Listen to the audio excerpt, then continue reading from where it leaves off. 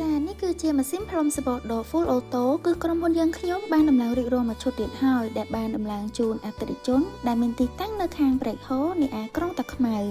សម្រាប់ម៉ាស៊ីនផ្លុំសបកដបនេះគឺធ្វើការផ្លុំម្ដងគឺចេញ4ដបដោយអតិថិជនគឺធ្វើការជ្រើសរើសពុម្ពចំនួន2ដោយពុម្ពទី1គឺធ្វើការប្រើជាមួយនឹងដបចន្លោះកន្លះលីត្រហើយទី2គឺប្រភេទដបចន្លោះ1លីត្រកន្លះហើយសម្រាប់ម៉ាស៊ីនដែលក្រុមហ៊ុនយើងខ្ញុំបានដំឡើងជូនអតិថិជនគឺជាប្រភេទម៉ាស៊ីនថ្មីតែម្ដងពុកម៉ែបងប្អូន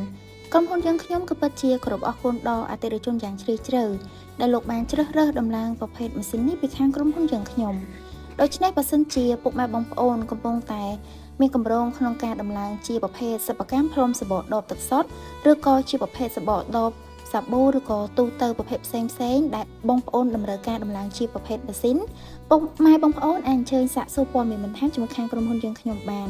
ក្រុមហ៊ុនយើងខ្ញុំគឺយើងមានជំនាញឯកទេសច្បាស់លាស់ទាក់ទងនឹងការរៀបចំដំឡើងប្រភេទម៉ាស៊ីនផ្លុំសបកដបនេះផងដែរចា៎សូមអរគុណ